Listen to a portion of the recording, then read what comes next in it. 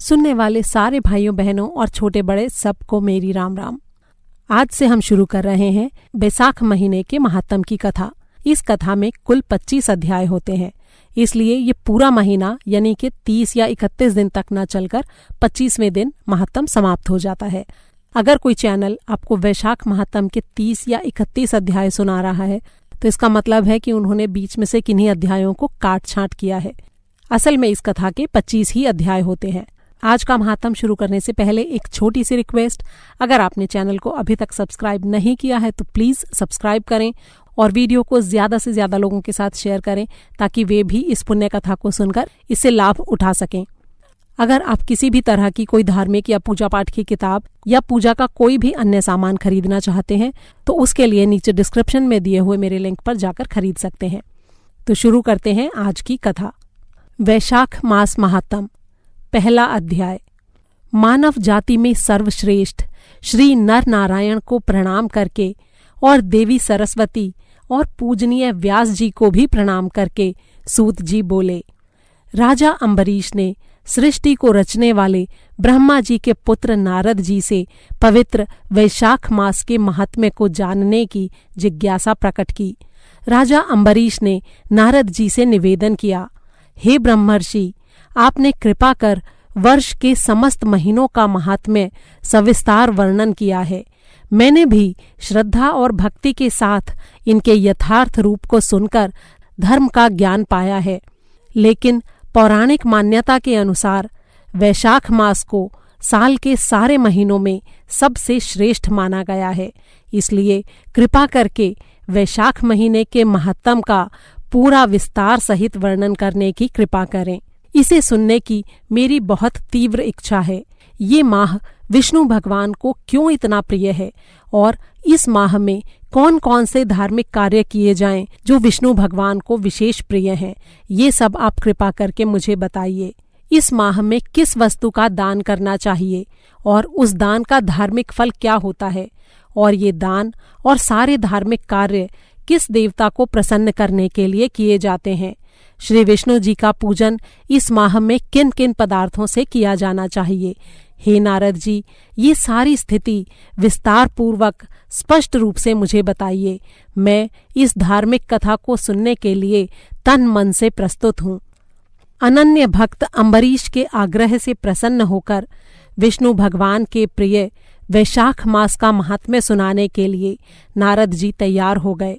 उन्होंने अम्बरीश से कहा, हे राजन, सबसे पहले श्री लक्ष्मी जी के पूछने पर विष्णु भगवान ने ही साल के सारे मासों के धार्मिक कृत्यों को बताया था। मेरे जिज्ञासा प्रकट करने पर यही महात्म्य ब्रह्मा जी ने मुझे सुनाए थे। वर्ष के सारे महीनों में कार्तिक, माघ और वैशाख महीने धार्मिक कार्यों के लिए सबसे श्रेष्ठ हैं और वैशाख मास को तो इन तीनों महीनों में सर्वश्रेष्ठ माना गया है। दूध पिलाने वाली माता के समान ये महीना यानी वैशाख का महीना सृष्टि के सारे जीवों को उनका मन वांछित फल देने वाला है। इस माह में किए गए दान, यज्ञ, तप, जाप और व्रतों के फल से सारे पाप नष्ट हो जाते हैं। ये माह पूजित माह है। देवतागण भी इसके प्रशंसक हैं। महत्व के विचार से ये माह विद्या में वेद विद्या के समान, मंत्रों के समूह में प्रणव मंत्र के समान, वृक्षों में कल्प वृक्ष के समान, गायों में कामधेनु के समान, पक्षियों में पक्षीराज गरुड़ के समान और देवताओं में देवाधिदेव श्री विष्णु जी के समान है। जिस तरह सारी नदियों में गंगा जी सबसे श्रेष्ठ हैं, तेजस्विता में सूर्यदेव सबसे ऊपर हैं, शास्त्रों में चक्र सर्वोपरि है, धातुओं में स्वर्ण सबसे कीमती है और वैष्णवों में शिव की सर्वोपरिता है, उसी तरह वर्ष के सारे महीनों में वैशाख का माह सर्वोत्तम है। वैशाख मास में अर्थात मेष की संक्रांति में जो मनुष्य सूर्योदय से पहले स्नान आदि करके श्री विष्णु जी की आराधना करते हैं, उन्हें श्री लक्ष्मी जी सहित भगवान विष्णु की कृपा और प्रसन्नता प्राप्त होती है। वैशाख मास में यानी जब सूर्यदेव मेष राशि में स्थित हों तो इस काल में सुबह के समय किया गया एक भी स्नान और विष्णु की आराधना महापापों से मुक्त कराकर विष्णु लोक को प्राप्त कराती है। वैशाख मास में स्नान के लिए चले गए एक कदम से भी 10,000 अश्वमेध यज्ञों का फल प्राप्त होता है। वैशाख मास में श्रद्धा के साथ स्नान का संकल्प करने मात्र से ही 100 यज्ञों के पुण्य के समान पुण्य प्राप्त होता है। सांसारिक भयों और बंधनों से छूटकर मनुष्य विष्णु लोक को प्राप्त करता है। वैशाख मास में स्नान के लिए यदि किसी तीर्थ में जाना संभव न हो सके तो घर के बाहर के किसी जलाशय या किसी नजदीक के तालाब या नदी में ही स्नान कर लेना चाहिए। यदि वो भी उपलब्ध ना हो तो अपने घर में ही स्नान करना चाहिए।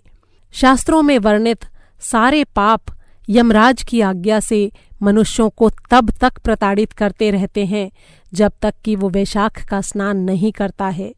हे राजर्षि, वैशाख मास में सारे तीर्थों के स्वामी देवगण भगवान विष्णु की आज्ञा से जल के बाहर स्थित रहते हैं और सूर्योदय के 6 घड़ी बाद तक मनुष्यों को पुण्य लाभ देने के लिए वहीं ठहरे रहते हैं। हे राजन, इस अवधि के व्यतीत होने तक भी जो मनुष्य स्नान के लिए नहीं आते हैं उन पर कुपित होकर देवगण उन्हें भारी शाप देकर अपने स्थान को चले जाते हैं। इसलिए पुण्य लाभ के लिए, पाप से मुक्त होकर विष्णु लोक को प्राप्त करने के लिए वैशाख का स्नान अवश्य करना चाहिए। बोलो श्री विष्णु भगवान की जय। पहला अध्याय समाप्त हुआ।